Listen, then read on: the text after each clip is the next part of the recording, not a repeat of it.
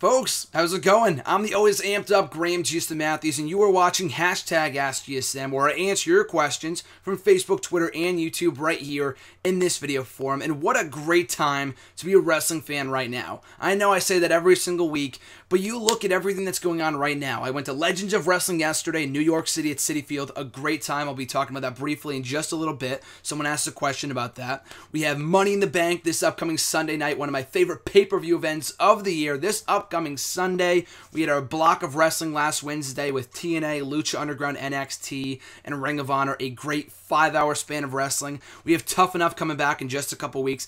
It's such an awesome time to be a wrestling fan. When is it not an awesome time to be a wrestling fan unless it's like the product is shitty or something like that? But there's so many great things going on right now, including hitting the 700 subscriber mark. A nice little segue there, right? I appreciate it, guys. Thank you so much. I think we hit it over the weekend. This is my first live... Oh, shit. I think this is my first live action video since we hit the milestone over the weekend. And by live action, I mean like video, camera, video. I did... That doesn't make any sense. I did 2 Money in the Bank reviews over the weekend, which was not a webcam video. I did those via recording.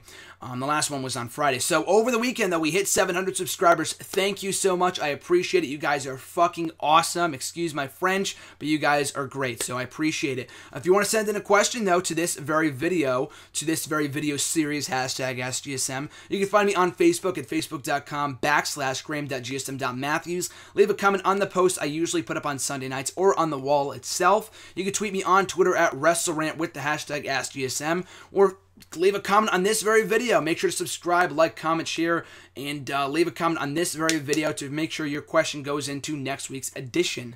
So with all that being said, let's kick it off this week with this week's awesome set of questions coming from you very fine folks. Kicking it off with Jose K. His question was, who will be champion when Brock Lesnar returns? So it looks like Lesnar is coming back later this month, right after the Money in the Bank pay-per-view. Not next week, I believe the week after that. So hopefully Seth Rollins will still be champion. I love Dean Ambrose. He's by far my favorite in WWE right now. I just don't think the time is now. No pun intended, John Cena, haha. I don't think the time is now to be taking the title off of Seth Rollins. Personally, I think the SummerSlam main event should be Rollins versus Lesnar. It books itself. They still have unfinished business from WrestleMania and the night after, from the Royal Rumble if you want to go back that far, from Night of Champions if you want to go back that far. It's been a long time. It's been a long time coming. I really want to see that match take place in the main event of SummerSlam this year for the WWE World Heavyweight Championship. So hopefully Seth Rollins will be champion by some miracle if Ambrose wins. I don't think we get Ambrose versus Lesnar at the pay-per-view unless something happens and we get, Ambrose versus Reigns for the belt. Maybe Ambrose, but by far likely it looks like it's going to be Seth Rollins will be champion by the time Lesnar returns in a couple weeks. His next question, how will the Dean Ambrose versus Roman Reigns feud happen? Because based on history, it seems pretty obvious that's the route they are heading for. I mean, I couldn't agree more. It looks pretty obvious. I mean, whenever two guys that are best friends, go over the top buddy-buddy with each other on TV, it almost always signals that one of them is going to turn on the other before long. And I've been saying that for weeks now. It looks like that's the direction they're going in, which I'm okay with as long as Roman Reigns is a heel. I know Ambrose works better as a heel, but the thing is, the guy is so over right now, especially, it's not like he's been losing pay-per-view matches, and he's going the Ryback route where he lost, and that was dumb too, where he loses and loses and loses, he gets frustrated and turns heel. Ambrose, he's been doing really, really well. He's been prominently featured in the WWE World Heavyweight title picture as of late. There's no reason to turn him heel right now. He's a better heel than he is a face, but he's so popular right now, it would be foolish of them to turn him over Roman Reigns. I'll be at SummerSlam. I will not be cheering Roman Reigns over Dean Ambrose. I can tell you that right now. Roman Reigns, I know, he's gotten some more fanfare. He's kind of made up for that lost fanfare, I guess you can call it, since the Royal Rumble. He's been improving both in the ring and on the mic as a character. But I think if you had to turn one of them, it has to be Roman Reigns. I'm just saying that right now. Maybe you pair him up with Paul Heyman. I have no idea. But anyway, it does look like Ambrose versus Reigns is set in stone for SummerSlam. One will turn on the other. Otherwise, there's no real reason for that match to happen. Unless it's a #1 contenders match or Reigns wins the briefcase, which I'm pretty much banking on, no pun intended, will happen this Sunday. And then you get Reigns versus Ambrose at SummerSlam. Maybe one of them turns on the other. Probably it will be Ambrose, knowing WWE. I hope it's Reigns, though. But yeah, you could pretty much pencil that in for the SummerSlam pay-per-view in 2 months. Big window. Their question was, out of everyone on the main roster who has yet to win singles gold, who do you think most deserves it, and who do you think will be the next to win their first singles championship, a la Ryback? So it's funny you say that, because I was going to make a list about a week ago, I think right after Ryback won the Intercontinental Championship, about greatest stars in the main roster right now that have not won a singles championship. And I'm not counting Bo Dallas or, Big E's already been an Intercontinental Champion, but guys that have held, like Neville. I count those guys because they held the NXT Championship, so I'm not really counting them. Same thing with Kevin Owens. But anyway, I couldn't really make a full list of people that have yet to hold a singles championship because there's not many deserving people. I mean, like, to hold any championship at all. Like a Tyson Kidd, maybe, I think would probably be on there. I know he's injured right now. Tyson Kidd has to be a singles champion at some point. Cesaro already has been, so I don't count him. But give Tyson Kidd the IC or US Championship, and you have yourself a money match for, you have yourself a money right there in Tyson Kidd as a mid-card champion. So Tyson Kidd would have to be one. Bray Wyatt, I think, wins this, by just default. The guy's been on the main roster for 2 years now, and I've said this before, he's like a Jake the Snake Roberts-like character in that he doesn't have to be holding championship gold in order to be over. But I feel like he deserves it more than anyone else right now. He's been screwed over since WrestleMania last year. They have no idea what to do with his character. Someone else asked a question about him. I'll get to him in a minute. But just the mishandling, I guess is the perfect word I could use for it, of Bray Wyatt since WrestleMania last year has been criminal in my opinion. Give this guy a title. I was, very happy to see Ryback win the IC Championship, but maybe they can have Bray Wyatt beat him for it, maybe at SummerSlam or later down the line. Give him the U.S. title. Give him something, Even a tag team championship, but I feel like a singles title is fine. You don't even have to give him the world championship. Just give him a championship. That's all I'm asking. So Bray Wyatt has to be the most deserving guy in the roster right now that has yet to hold any type of championship at all. NXT, main roster, tag team, singles, world, mid-card, whatever. He has to hold a championship before long. His second question, what was your favorite moment from Legends of Wrestling? So to keep it short and sweet, a great show. I'll talk about it in depth tomorrow on WrestleRant Radio, cheap plug on nextEraWrestling.net. My full review of the show, I got pictures up on my website, nextEraWrestling.net right now. They should be up by the time this video goes up. It was a great show. Really enjoyed it. From an in-ring action standpoint, it wasn't like the most exciting event I've ever been to, but just from an experience standpoint, got to meet a lot of cool people that I know from Twitter, YouTube, from podcasts. I got to meet Lita, Kurt Hawkins, Hacksaw Jim Duggan was pretty cool. So, yeah, I thought it was a great show, a great time, moreover than anything else. Fantastic fans, a lot of cool in-ring action, a lot of awesome legend appearances from Goldberg, Bret Hart, Rob Van Dam, Ric Flair was awesome to see live. I can scratch those names off of guys that I've now seen live and in person. So that was great. By far the moment of the night, the moment of the show, other than, meeting like the wrestlers and stuff like that, would have to be when Goldberg came out. Now, like I said, I'll go more in depth of this tomorrow on WrestleRant Radio, but as someone who has never been a Goldberg fan, when I started watching in 2008, he was long removed from the business. He hasn't been in WWE since. And even, in recent years, I've gone on the record and said, I really honestly don't care. If Goldberg never comes back, I would not care. I'm just not that big of a Goldberg fan, just personally, as a wrestler, whatever. Not to say that he's bad. I've just never been his biggest fan from watching old content and stuff. It's not because I've never heard of the guy. I've never watched his matches in WCW. Just not a fan. Anyway, though, so last night, Scott Steiner versus Rob Van Dam. RVD wins, and him and Scott Steiner and Luke Gallows, of all people, Doc Gallows, they're beating up on RVD. Goldberg comes running out as everyone thought he would. His music plays, and he spears Scott Steiner right out of his boots. My picture of it, I got a great picture. I mean, I was so far away from the ring, I couldn't get a good picture from the ring, but I got it on the Titantron, I guess you can call it, in Citi Field, and the picture made the rounds. It's on all the wrestling news websites today. Like I said, you can check it out on Twitter. Goldberg, I think, retweeted it. It's on my website, nextEraWrestling.net. When he's setting up for the spear, he's like in motion, getting ready to hit it on Scott Steiner. It was an awesome moment. I popped huge for that, listening to his music. And it was like, I'm not going to say like overnight in one night, I want to see this guy back now, but it made me so, it was so cool to see the guy live and just see him work his magic. I believe that's the first time he's had any in-ring physical action in a wrestling ring in years, from what I understand. Correct me if I'm wrong. So I thought that was awesome. That had to be the moment of the night in the best possible way to close off the show. Goldberg hitting the spear on Scott Steiner and later the jackhammer on Doc Gallows. That was great. So a really, really cool ending to the show. And just seeing Goldberg live and Bret Hart and Ric Flair and all the other guys I mentioned was great. But moment of the show had to be Goldberg coming out, working his magic, hitting the spear on Scott Steiner, just like the good old days in WCW, and really almost made a fan out of me, pretty much made a fan out of me. That made me mark out huge when I heard his music. People, by far the biggest pop of the night. Amazing stuff. Would love to see him back in the ring. Doesn't have to be for WWE, but not a huge fan of the guy personally, but just as a wrestler after yesterday, after seeing him live, that was great. He won me over with that one moment. Next questions come from the first KFC, first one being, should Kevin Owens continue doing weekly open challenges on SmackDown? I think it's fine if he just did it for a one-off thing. He doesn't have to continue doing it. It's John Cena's thing. Let him do his magic. Kevin Owens doing it would be cool. I get, kind of like mock John Cena, but just for a one-off, I think it was fine. He does not need to make it a regular thing. The one-sided squash with Zack Ryder was essential in putting over Kevin Owens. Like, the match with John Cena didn't at Elimination Chamber. You know what I mean, though? That accomplished that. But on SmackDown, they're giving him a one-sided squash, establishing him as a dominant superstar. A big win, or not a big win, but a nice dominant victory over Zack Ryder last week on SmackDown.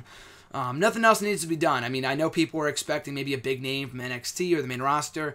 I think the way it worked on SmackDown last week was great. Ryder was the perfect person to do the job, I guess you could say, for Kevin Owens on SmackDown. So just have him do it a one-off thing was fine. No need to make it a weekly thing going forward. His second question, are there any wrestlers from Ring of Honor, Lucha Underground, or TNA you would recommend WWE should sign? So I've talked about this before in past videos. I'm sure someone else has asked me this. But from each company, Ring of Honor, Adam Cole is awesome. I think he is the perfect mold of what a WWE superstar, what they're looking for in a WWE superstar. So they would be foolish not to at least consider bringing him in. So absolutely, Adam Cole. AJ Styles, I've talked about before. I would love to see him in WWE. He's from Ring of Honor as well as New Japan. But from Ring of Honor's sake, AJ Styles would be great in WWE. Jay Lethal is another guy I'm surprised they never showed any interest in, from what I heard anyway. He's a guy that, he does the Macho Man impersonation better than Sandow does, and he does a great job at it. So I don't know why they wouldn't bring him in. Even that aside, though, the whole Black Machismo thing, him as an in-ring talent for Ring of Honor, from what I've seen over the past year and his TNA work, the guy is a star. So I would love to see him in WWE. So those guys from Ring of Honor. Lucha Underground, not many people. I think a lot of the guys in Lucha Underground are better suited for that show. And if they brought him over to WWE, like a Morrison or a Big Rick or Hennes or, any of the other guys. Evilise, I would love to see in WWE. She was there for a time. They let her go for whatever reason. Dropped the ball big time there. But Cage is great. He's another guy that WWE passed on for whatever reason. The guy is a fucking beast. I think he might have been signed to a developmental contract for a time. TNA passed on him too for whatever reason. The guy is great. His finishing maneuver alone makes him impressive. But for guys of his stature, a big, muscled up dude that can do the things in the ring that he does, it's very impressive. A huge fan of his over in Lucha Underground. And from TNA, not many guys, but two that come to the top of my head, or including James Storm. He's not among the top two, but he's definitely up there. I would love to see him in WWE. I just don't know if his gimmick would fly. The Revolution stuff or the beer drinking guy, whatever, they would probably water his character down. No pun intended. But from TNA, Bobby Roode, I think, is a guy. I know he's like 35, but so is Finn Balor, so is Hideo Itami, so is Samoa Joe, so is Kevin Owens. Fuck age. I think Bobby Roode would be a great, perfect WWE ideal superstar for them. So Bobby Roode from TNA. Austin Aries, I know they passed on him before when they were doing, Tough Enough a couple years ago. He probably would have been eliminated. Matt Cross, one of the best wrestlers on the indie scene right now. Havoc, son of Havoc from Lucha Underground.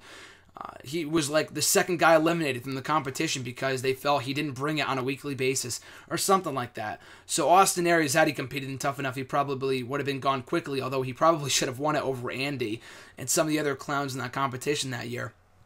But yeah, Austin Aries is great, especially since then you have so many guys rising to the top and breaking the mold of what a superstar should be. guys like Cesaro, Daniel Bryan, CM Punk, Seth Rollins, Dean Ambrose, all these other glorified indie guys having immense success in WWE. There's no reason why they shouldn't consider bringing in Austin Aries. So those are a few people from each promotion that I would love to see in WWE.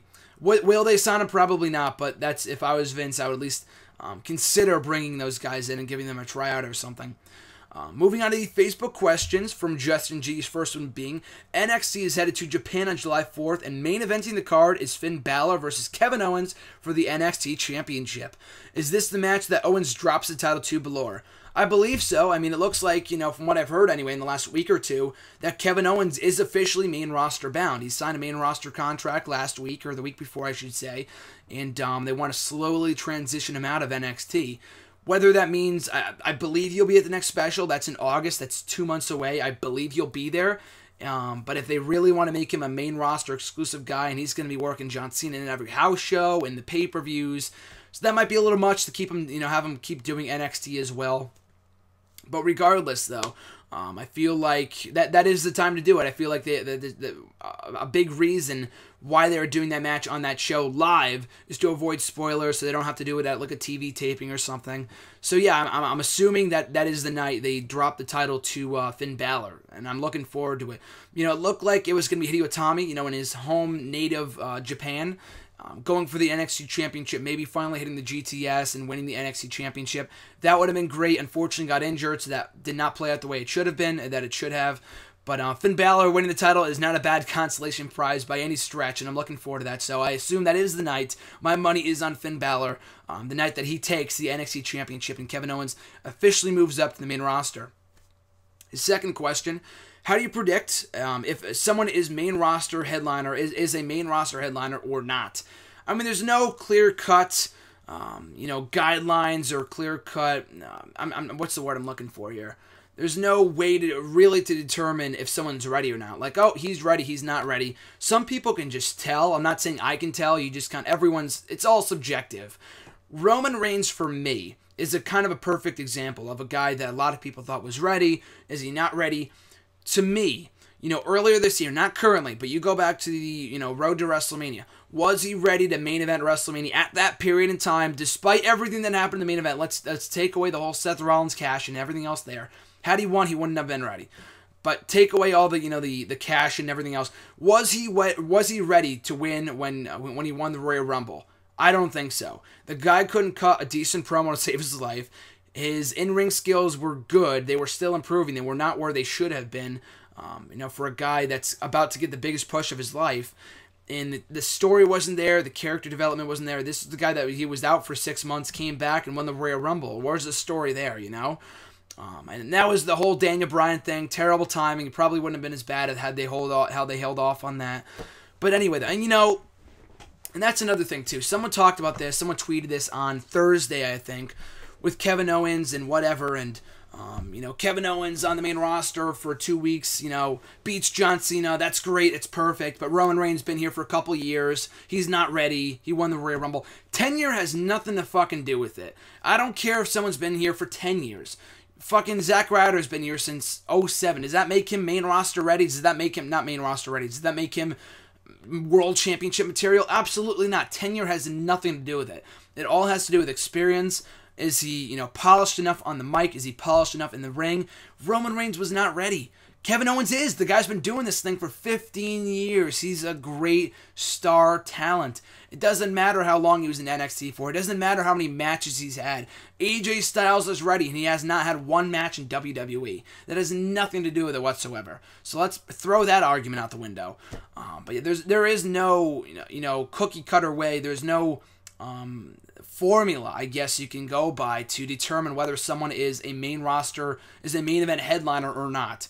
It's pretty much just instinct and seeing how far they've come from their development and stuff like that in the ring, on the mic, and as a character. To me, that's how you determine if someone is a main roster headliner. It's all subjective. It's different for everybody, but that's how I would determine it personally. His next question. I personally think that the WWE is failing with Curtis Axel. Do you think having him parody Hulk Hogan will help his career in any way?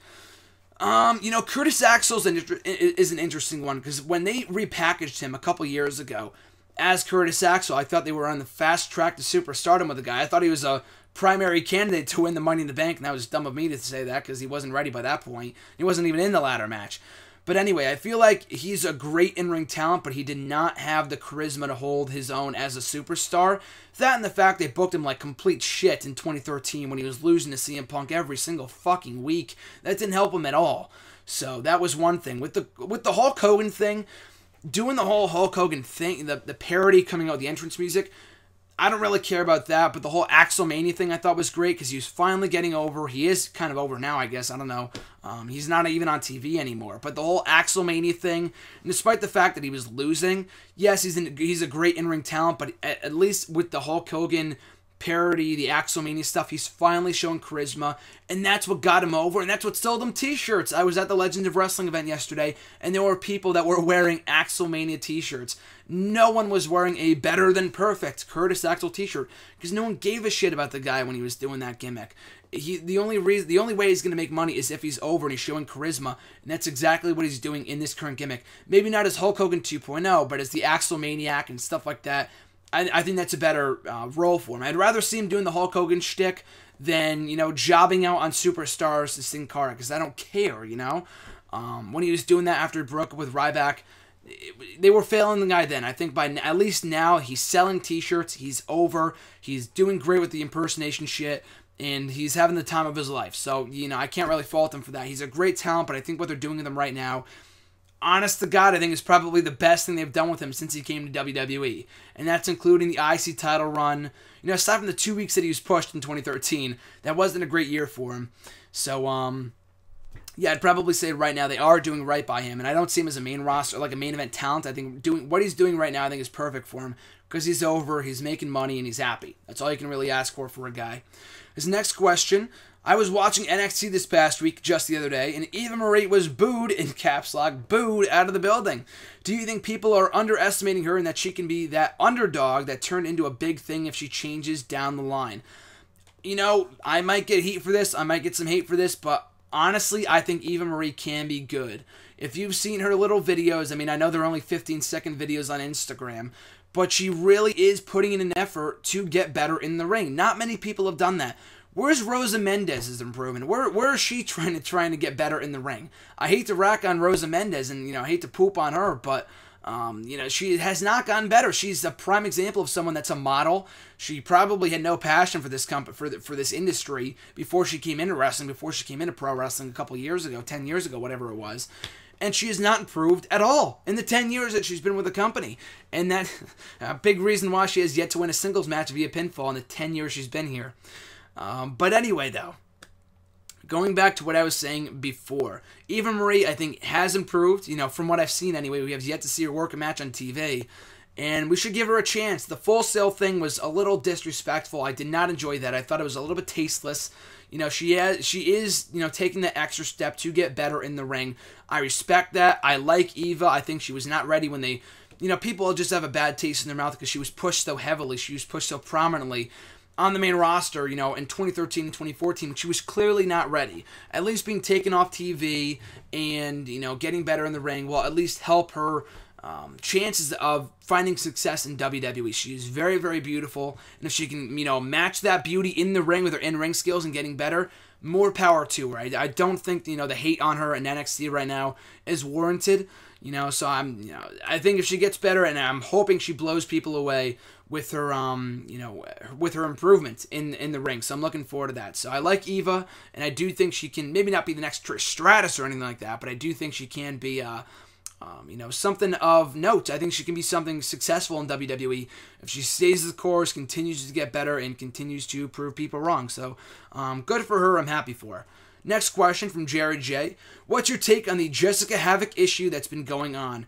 So Havoc from TNA, apparently, this whole dilemma, if you haven't read up on it at all, put out some tweets over the course of 2011 to 2013, a lot of racist stuff. I didn't read them personally. I'm just kind of reading the reports and stuff like that. I don't want to read their tweets personally. I don't want to read the tweets for myself. They do look like they're pretty offensive towards African Americans and stuff like that. It's pretty bad from what I've seen and from what I've heard. And the reason why this is significant has nothing to do with TNA. I believe she's gone from TNA. Otherwise, she wouldn't be doing the WWE tryout. And that's the thing. She's in the middle of a WWE tryout right now. And people think, oh, these tweets couldn't have come in at a worse time. She's in the middle of a WWE tryout. It's going to cost her a shot at WWE, whatever.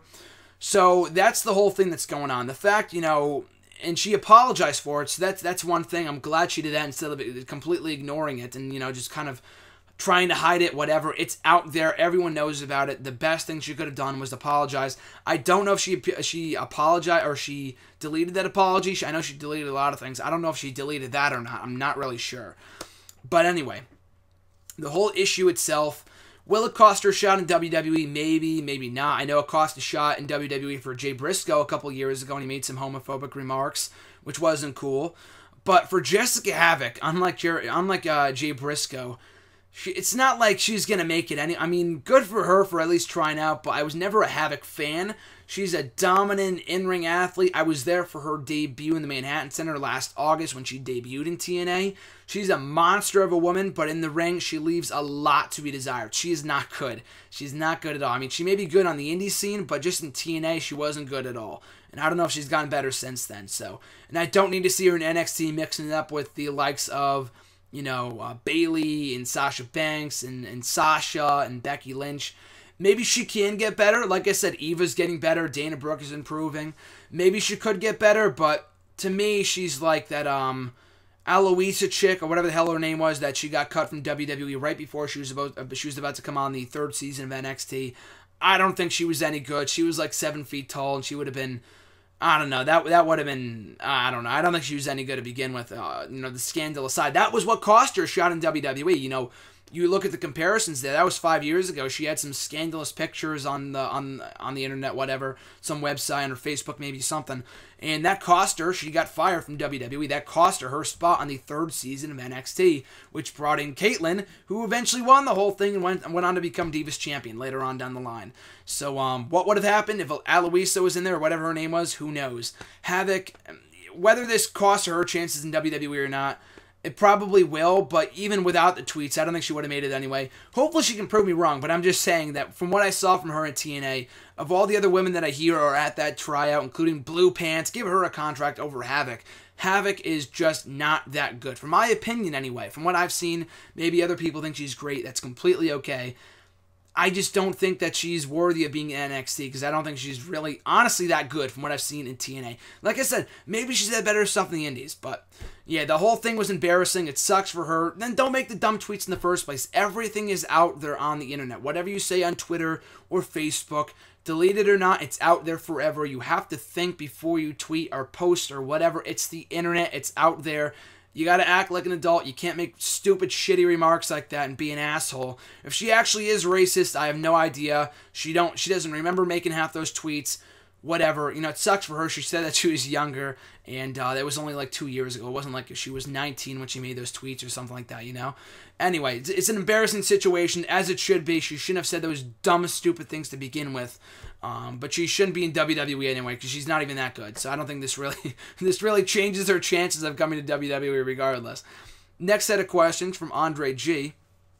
First one being, did WWE miss out on a Finlay versus Sheamus feud in 2009? It's not like it would have been a money feud, but yeah, I would have liked to see that. I think we did see a one-off match between the two. I want to say on the night that Sheamus won that Battle Royal to become the #1 contender to the WWE title, the Thanksgiving episode of Raw, the night after Survivor Series. Don't ask me how I remember this shit, I just do. And I think they had a one-off match, and that was the only match they had, and Finlay was gone as a main roster guy shortly thereafter that, but I think that could have been a good feud. I mean, Sheamus, worked wonders. He had a lot of great matches with Goldust, of all people. Someone a lot like Finlay, who was there to put people over during his stint with the company then. And I feel like with even Finlay, I think he and Finlay could have had better matches than he and Goldust. And that's saying something. I feel like that series of matches that Sheamus had with Goldust over on the revamped ECW in 2009 really helped him, excel as a talent. He praises that time in his career working with him. The matches he had with Benjamin on ECW, Shelton Benjamin, that is. The matches he had with John Cena was later on that year, but even before his feud with John Cena, working a little bit with Finlay on ECW would have been great. I feel like that would have been a really cool Celtic versus Celtic feud. And Sheamus kind of took over his role of the new Celtic Warrior on the main roster once Finlay eventually left. So, having him be the one to retire Finlay, saying, if I win, then I'm the new Celtic Warrior, and if you lose, you're done. You're done. So, in a Belfast brawl of all things, that would have been pretty cool. But, was it a big time money feud? No, I don't think. Because they didn't do it, I don't think they left money on the table. But it would have been a cool. Feud though, regardless. His second question: who do you see not making it out of NXT? It's a hard question. I didn't think it would be as hard as it was, because looking at the roster, there's a lot of guys that I feel like can be successful on the main roster, or at least make it there to begin with. Marcus Louis, I am not a fan of at all. I'll talk about that in a little bit. Someone else asked a question about that. Marcus Louis should not be in the main roster, much less in NXT. He is not good.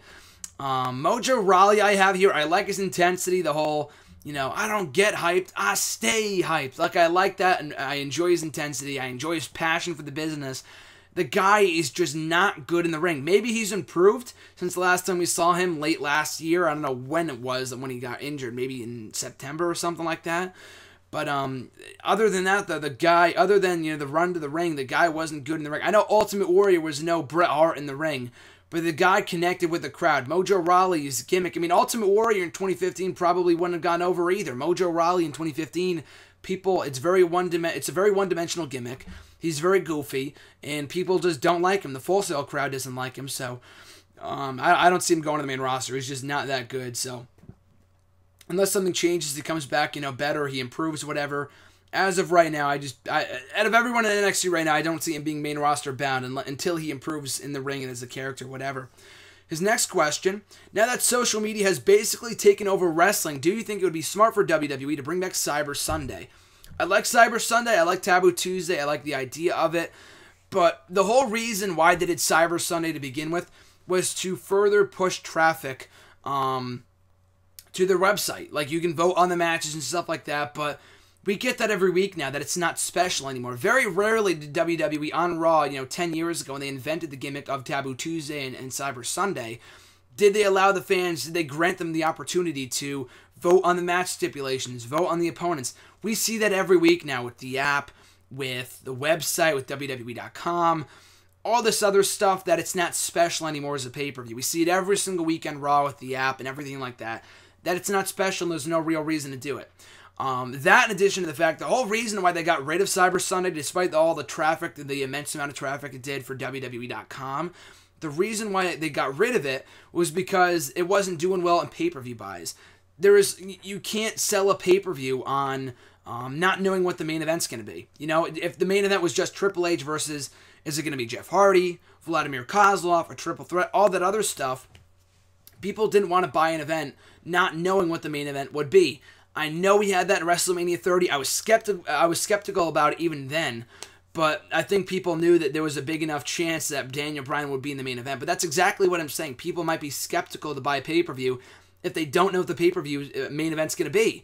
Oh, it's Vladimir Kozlov. Why did I pay $60 for this? I should have just, I thought it was going to be Jeff Hardy. Vladimir Kozlov won the poll instead. Wasting my money. Stuff like that. So, now, from that standpoint, that's a reason why I'll never return, because it didn't sell pay-per-view buys.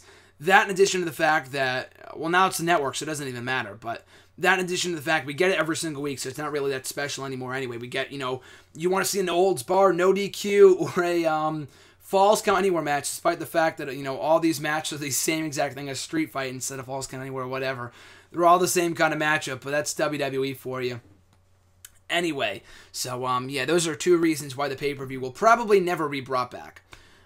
His last question: do you see Dean Ambrose and Seth Rollins wrestling in every single match gimmick? Maybe, and I wouldn't complain because all of their matches have been great.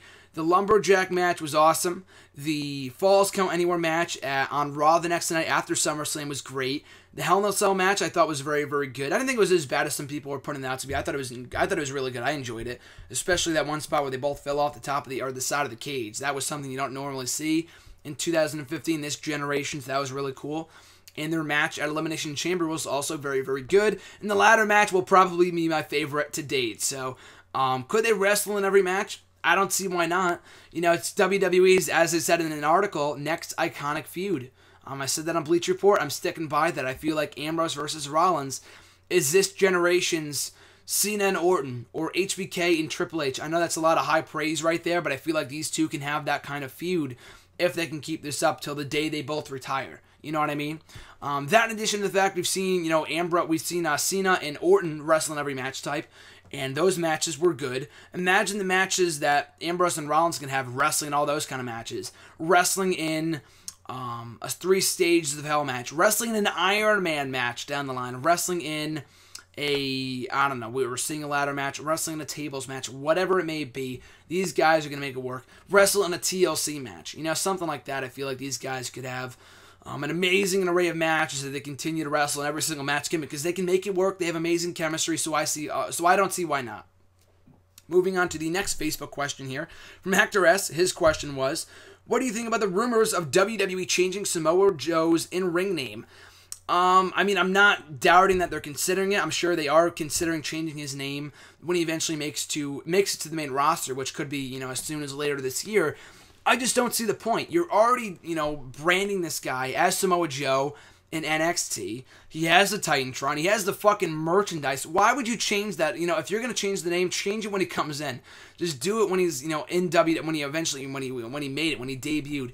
Don't make it after you already made merchandise for the guy and you already know who he is as Samoa Joe. For the people that didn't even know him before, didn't know him as Samoa Joe from NXT, to change that to the main roster makes no sense. And, going from Adrian Neville to Neville, from, Antonio Cesaro to Cesaro, Big E Langston to Big E, that's one thing. But to completely change the guy's name from Samoa Joe to Mark Kabashi or something like that, I don't fucking know. I don't even know if that's a real name. It makes no sense. If they're going to go from Samoa Joe to, I don't know why they would do that, just Joe.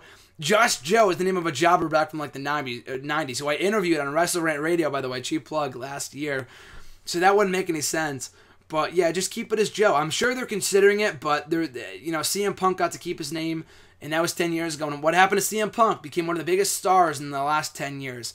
So I would stick with Samoa Joe, the in-ring name. There's no reason to change it. I'm sure they're considering it, but there's no need to, since they already brought him in as Samoa Joe. They're making merchandise for him, etc., etc. At Unsolved22, he's got a couple questions. This is just the first one of his last couple questions are at the end. But his first one that he sent in a couple days ago, I thought this was great. If Tyson Kidd is really injured, how about a Mark Henry Cesaro tag team? They could be called Swiss Chocolate. I got a big laugh out loud from that one. I retweeted. A couple other people did as well. I thought that was really funny. Props to you, sir. I thought that was great. And why not? Why not? I would love to see Cesaro become a singles guy and win the World Championship, IC title, whatever. But in the meantime, if he wants to form a tag team with Mark Henry, who's not doing anything right now, called Swiss Chocolate, I'm all for it. You can make merch for that. I would love to see it. Great idea, dude. Next question from @CodyCollier37. Since we are basically halfway through 2015, what are your favorite 2015 wrestling segments and matches, and why? Segments? This is not a segment, it's a moment, but Bubba Ray returning, stuff like that. Segment, again, a moment. Rollins cashing in and winning the title in the main event of WrestleMania, by far my favorite moment of 2015 to date. Favorite segments, Lesnar dominating everybody at ringside the night after WrestleMania. That was amazing television.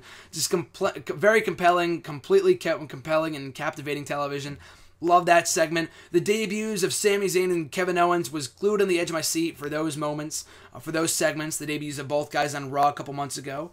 For matches, there are so many matches I can name as my favorite. And basically, my list is the same as RJ's. I'm not just saying this as a cheap plug, but it basically is. At RJ_Marceau, he wrote an article for my website, nextEraWrestling.net. Last Friday. It's up on the website. If you go to the homepage, it's at the little slideshow of pictures on the homepage of the website. Under Columnist Corner, his top 5 matches of 2015 so far, and I wholeheartedly agree. And this is not counting NXT matches. But Reigns versus Daniel Bryan at number 5 from Fastlane. Number 4, Orton versus Rollins at WrestleMania. 3, Reigns versus Lesnar from WrestleMania. 2, the triple threat match from between Lesnar, Cena, and Rollins from the Royal Rumble. And Owens versus Cena from Elimination Chamber at number 1. My list exactly, so I completely agree with RJ for that one. And those are my favorite matches. My 5 favorite matches, as is the exact same list. Those are my top 5 favorite matches in WWE so far in 2015. I'm sure the best has yet to come. Next question from @Jeremy8911. His question was, and his birthday was a couple weeks ago, I think on the 31st of May, so happy late belated birthday to him. Do you think Sami Zayn should make a surprise appearance in the Royal Rumble and eliminate Kevin Owens, setting up an Owens versus Zayn match at WrestleMania?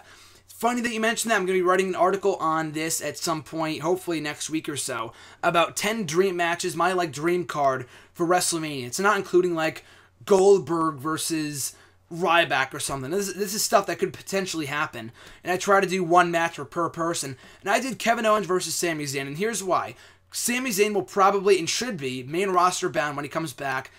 I thought it was going to be next month. I guess it's going to be later this year, which is unfortunate. Hopefully he's back before the Royal Rumble. I mean, he could be back in time for the special in October on NXT. But I feel like it's better if they just, I feel like, sooner the better with Sami Zayn. The guy's great. I don't want to see him out that long. But if he really is that injured and they have to wait until the Royal Rumble to bring him back, that's fine. But yeah, I think that'd be great. If you want to do it over a championship too, that'd be even better.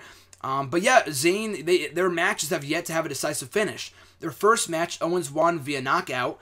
After he laid out Sami Zayn, he was unable to continue.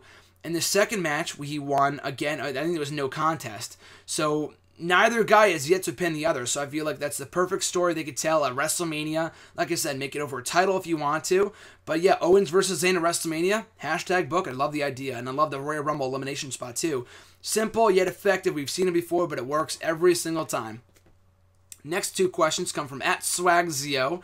First one being, who is your least favorite superstar on NXT? Said this before, Marcus Louis. I hate that guy. He's not the Big Show of NXT for me, but I hate Big Show more than anything else. The character, not the wrestler. I've said that before.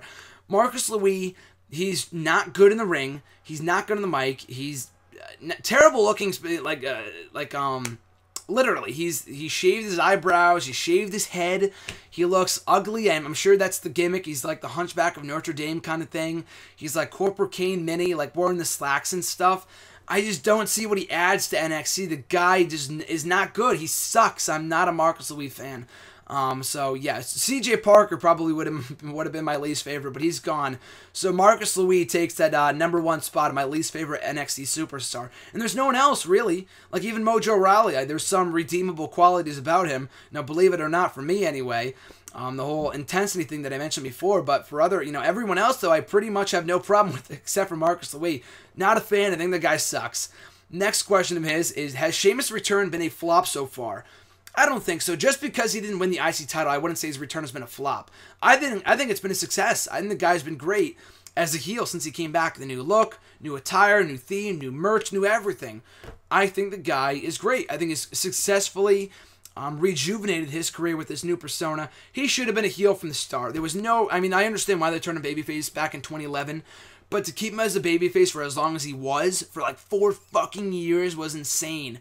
So, yeah, I think his return so far has been a success. I think he's had a lot of great matches with Ziggler and a few others as well. And whatever his next feud will be, I have no idea. I don't think he's winning Money in the Bank. And, just because he didn't win the IC title, I don't think his return has been a flop. And people, even if he did, people would be complaining about that too. He shouldn't be IC champion and blah, blah, blah, blah, blah. Ryback winning, I think, was great. Best possible outcome of the matchup. And Sheamus can win that title down the line. Sheamus versus Ryback at SummerSlam. #book it. But no, I think it's been a success so far. I think it's been a success so far. That's a tongue twister. Been really enjoying Sheamus since his return the night after WrestleMania. @Daniel Cabeza 59. His first question was, do you think the way WWE is treating Barrett devalues the meaning of winning King of the Ring? Absolutely, but I feel like at this point, was the King of the Ring crown really devalued? It didn't mean much before Barrett won it, because the last guy who won it, Sheamus, went on a losing streak for 6 fucking months back in 2011. William Regal, it was cool for a time. The guy got suspended and was never pushed again. And Booker was the last one who became World Heavyweight Champion. He was gone from the company the following year. So he's not devaluing the meaning of King of the Ring, because the crown was already diminished anyway when Sheamus won it and lost every single matchup back in 2010. What disappoints me more than anything else, which angers me, is that this could have been the perfect opportunity to push the guy, consistently, not win-loss, not losing every week. Constant wins for this guy. And they did it for a few weeks, then they completely botched it, and, now he's losing to R-Truth every week, which is... I just shake my head. It's a waste of time. The guy could be a world champion, and they're fucking wasting Wade Barrett. It's sad to see.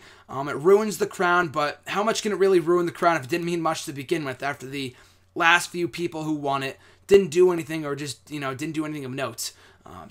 Basically, it's more aggravating than it is. It's more irritating than it is disappointing it's more aggravating than it is concerning they're ruining the crown because it was already ruined to begin with. But this was the perfect opportunity to start pushing the guy. They dropped the ball on it. And it doesn't surprise me after all the times they dropped the ball on Wade Barrett. The guy's great, and they just continue to keep on underutilizing him and wasting him. It's sad to see, really. His next question, do you think the way WWE treats some of its superstars is like an insult towards our intelligence, like Adam Rose, Stardust, etc.? The gimmicks may be like, oh, this is so dumb, it's an insult, it's like insulting our intelligence. There's a younger audience, so I get that they're not insulting maybe our intelligence, but for the younger fans, I get why they do it. For people that could be something, like an Adam Rose, like a Stardust, that's insulting. Not insulting my intelligence, but it's very disappointing for guys like Adam Rose, who could have been repackaged as Ray LaPon or Leo Kruger, whatever, and instead of carrying off that momentum, hitchhiking off that momentum that he got from the E60 special, instead, they're having him do Eskimo kisses with Rosa Mendes. Like, who does that help? What a waste of a talent. What a waste of an opportunity. Stardust, the guy could be world champion if he was Cody Rhodes, and they're wasting him by having him lose matches to R-Truth and jokes like that. So it's sad to see, very, very, very, very sad to see, and that's insulting my intelligence that they could be doing more with these guys, and instead they're wasting them. His next question: do you think that the character of Bray Wyatt is being buried by the way WWE is treating him? Buried? I wouldn't say buried, but he was buried that night. The Wyatt family was buried that night on August 25th, 2014. I was watching over John's house at _John Jargon on Twitter. We watched the show together, and that was the worst show of 2014 by far, but just horrendous stuff. And the whole Wyatt family was buried that night, and they were never the same after that. And hopefully they can get back together, but they're damaged goods, or at least he's not damaged goods, because there is still a chance for Bray Wyatt. There's a huge chance for him to succeed in WWE. But he just has not been the same since the whole thing with John Cena at WrestleMania last year. They have not used him right since that point in time. And being buried, no. But the way they're wasting this guy right now, the gimmick is a one-of-a-kind gimmick. He's great in the ring. He's an awesome talent. You'll never get another guy like Bray Wyatt. And instead, they're having him be just another guy in the roster. Oh, losing to Roman Reigns. It's not like he lost to R-Truth or something, but this guy can be really something special if they push him the right way. And they did for a time in 2013. Then the Cena feud happened. Then he was just another guy on the roster. Always losing matches left and right to Jericho and Cena and Big Show and all these other guys. The Undertaker, Roman Reigns. So it's very concerning to see. And it's very disappointing. It really all goes back to that to answer all of your questions. Because this guy can be something special. And instead they're wasting him by underutilizing him, by making him another guy on the roster, and not utilizing him to his full potential. Next question, or next two questions, come from at RJ_Marceau. First one being, what are your thoughts on Seth Rollins' title reign thus far? Does constant interference hurt the title reign as well? Personally, I don't think so, because I think it's for different people. It's not like he can win every match clean, because that would make him a babyface, right? So he has to have some heelish qualities about him. And Rollins' character is all about interference, not winning matches by himself, and stuff like that. So I'm not angered by the fact that he has to have I hate the Authority, but the fact they're interfering and helping him win does not anger me all that much, because it's all a part of Rollins' slimy heel character. So that doesn't bother me. I think the title reign so far has been very good, because he's come so far, since his NXT days 3 years ago. He's the face, he's the top heel in the company. He's an amazing heel. He's great week in and great out. He has great matches. He had great matches at WrestleMania, Extreme Rules, Payback, Elimination Chamber. He's had great feuds, great promos and stuff like that. So I think the title reign so far has been a lot of fun. Very, very entertaining. He's doing an awesome job with it. And I don't think the title reign has been hurt by him losing via DQ at Elimination Chamber, because that was the right result. It protected Dean Ambrose. It kept the title on Roman Reigns, and I'm sure we'll get a decisive finish at Money in the Bank this Sunday. So the title reign so far has been very good. I'm enjoying it. Look forward to seeing it continue, hopefully past this upcoming Sunday at Money in the Bank. His next question: What's your favorite, most memorable, what's your favorite / most memorable Raw ending segment since being a fan? Mine is when Kane set JR on fire, shocked as a kid. Great angle. Wow, what a hell of an angle. So, yeah, did that end the show? I was surprised. I thought that was like the middle of Raw. I did not know that ended the show. That was interesting. But I don't blame you. That was one hell of an ending to Raw. For me, since being a fan in 2008, you've only been a fan for 7 years. Fuck, whatever. Who fucking cares, you know? I'm still as big of a fan as anyone else. We all love this shit. That's all really that matters, right? I don't care if you've been watching since last week. As long as you love wrestling, who gives a shit, right? So anyway, since being a fan in 2008, I made that very well documented here on the show in the past. For me, a couple segments come to mind here. One, 5 years ago from yesterday, the night the Nexus angle began, June 7, 2010, when they invaded the ring. I was shocked. I don't think I watched it live. I watched it the next morning on my laptop because at that point in time, I was not staying up. You know, I was like a freshman in high school. I was not staying up all night to watch Raw. I would watch like the first hour from 9 to 10, go to bed, and then watch the rest on YouTube. Find parts on YouTube and shit. This is before all the websites were around, or at least before any I could find. And then, you know, watch the ending of Raw that way. And I watched it the next day, and I was blown away by what I saw. I was in complete shock, and I thought it was fucking great. And that's what the Nexus is awesome, and why they're my favorite faction of all time. Eventually, they lost their way, and they got buried at SummerSlam, blah, blah, blah, blah, blah. But before that, though, they were awesome. And that was one of my favorite Raw segments, ending segments of all time. Next one, the pipe bomb, would probably be my number one, if not up there. You know, it would have to be up on the list, if not number one. The pipe bomb from CM Punk. You know, that ending. You know, one of those ending Raw segments that leaves you like, what's next? And that's exactly what any TV show should do. Most TV shows are successful in that. Raw, not so much.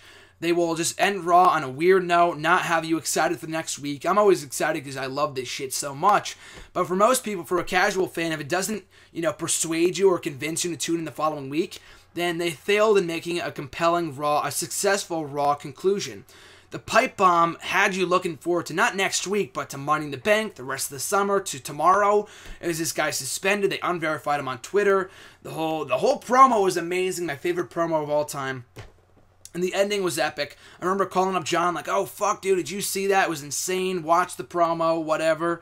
I was in complete shock, and that's why the summer of 2011 has been my favorite so far. Maybe this summer will overcome that, maybe be better than that summer, but that summer was absolutely made with that pipe bomb promo. I thought it was amazing. So, Nexus angle, pipe bomb promo. Lesnar returned the night after WrestleMania 2012.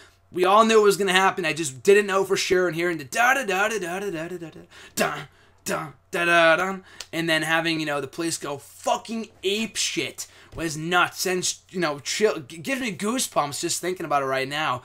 One of my favorite Raw segments, one of my favorite returns. And what a crazy way of going off the show. The F5 to John Cena. I was so happy. I watched that like a million times over, and I still watch it back to this day. And final one, I know there's no like definite number one. It's really hard to choose. Would have to be the pipe bomb promo, but this is also up there as well. The night Punk returned the following month on the July 25th episode of Raw, when it was Cena beating Mysterio for the title. I was like, oh, great. You know, maybe it's a heel turn from John Cena. Oh, it's not going to happen.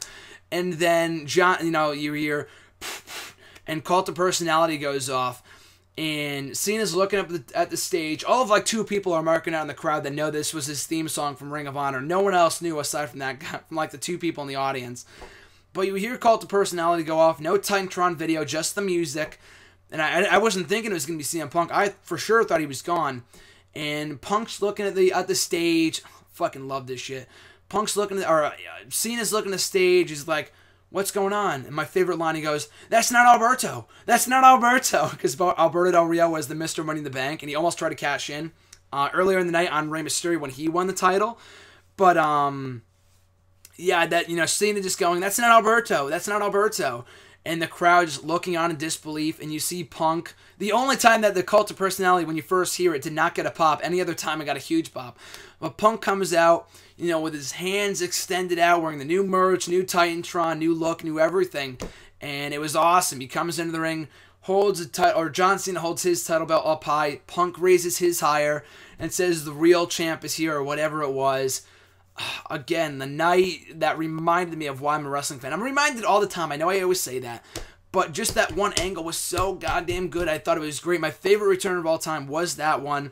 Had me looking forward to the following week. Punk is back, new champion, 2 dual champions. Had me looking forward to SummerSlam.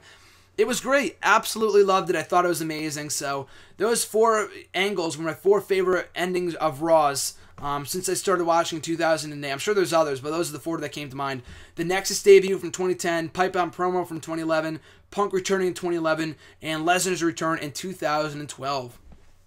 Now to finish it off with a couple questions from @Unsolved22. First one being, RKO on Seth Rollins at WrestleMania or the RKO to Evan Bourne on Raw? Which do you think was better? For me, the one that made me pop bigger was the RKO on Seth, because the one on Evan Bourne, while it was amazing, one of my favorite RKOs of all time, you could realistically hit because he was on his way down. He jumped up. He didn't, stand up all the way. He kind of, you can't really see all of me right now, but Orton, he did not stand up all the way. He just kind of crouched up and then caught him the RKO. An amazing counter and whatnot.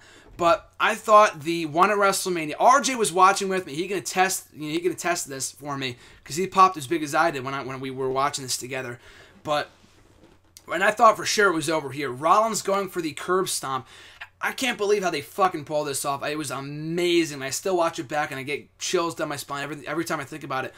Rollins going up for the curb stomp. I don't even know how they pulled this off. Orton jumps up in the air. Rollins goes flying. Get fucking launched. Catches him with the RKO on the way down. Beautiful. I thought that was spectacular. So I would have to go that one. That was my favorite RKO of all time. For me, anyway. That was my favorite RKO ever. If not the best RKO ever, that was my favorite. But of those 2, I would probably have to go with that RKO on Seth at WrestleMania. The grand stage, the ending of the match, the circumstances, the way they pulled that off. Innovative. No one would have ever thought of that. 2 thumbs up to Rollins and Seth. I thought that was just phenomenal. His next question, which Dean Ambrose and Seth Rollins match so far has been your favorite? The one at SummerSlam, the Lumberjack match. I never thought I would say that because Lumberjack matches are usually not any good. But they made that matchup work. I thought it was awesome. And other matches were really enjoyable as well. And I'm sure the latter match this Sunday will eventually beat out will beat out that one from SummerSlam. But so far, it has to be that SummerSlam match, the Lumberjack match. Just exceptional stuff on that show. Coming close to stealing the show had it not been for the ending of the night with Brock Lesnar winning that title and just killing John Cena in the middle of the ring. Next question of his, how would you rank the 6 pay-per-views from 2015 so far, from most enjoyable to least enjoyable? So from best to worst, in my opinion, WrestleMania 31, Payback, Elimination Chamber, Extreme Rules, Fastlane, and Royal Rumble. And that's saying something, because I thought Fastlane and Royal Rumble, aside from the finish of the show, were both really good for the most part. So to say those are the worst of that bunch, I would that's saying something. Every pay-per-view this year has been phenomenal, in my opinion anyway. It has been really good to great to awesome. So, WrestleMania is in a whole fucking different stratosphere. That was how great that show was. But every other pay-per-view this year has been solid to good to great to great to good to great to awesome. And I look forward to it continuing, hopefully starting this Sunday with Money in the Bank. So hopefully that continues through the rest of the year. This could be the first year we get a good to great pay-per-view every month. How amazing would that be? I love 2015. It's been a great year so far. Final question of his. The $1 million question in everyone's mind. Do you plan on attending? Not really. Unlike all of 2 people's mind. Do you plan on attending WrestleMania 32 in Dallas next year? As of right now, no. But if John and I get tickets, and he's been telling me, we're going to WrestleMania, we're going to WrestleMania, we're going to WrestleMania. I've never been to a WrestleMania before, much less a pay-per-view. I'm going to SummerSlam in August. Would be cool. If we can get tickets, and if we can get someone to drive us down there and whatever, take a road trip, then yes. Right now, I'm not realistically planning on it, but there is a chance I might be there. And trust me, dude, if I could be there, I would, and it would be phenomenal. Would be the best experience ever. But I'm looking forward to SummerSlam first. Hashtag Road to SummerSlam. No sleep till Brooklyn. 76 days ago. I'm looking at my countdown right now. But anyway, that's going to do it for this week's edition of Hashtag AskGSM. Thank you for sending in your questions. I appreciate it. You guys are awesome. Make sure to tweet me on Twitter at WrestleRant with the hashtag AskGSM. Leave a comment down below. I'll include your question next week's edition. And find me on Facebook at facebook.com/graham.gsm.matthews. Have a great week, folks. Thank you again for 700 sensational subscribers. You guys are amazing. And I'll catch you guys down the road.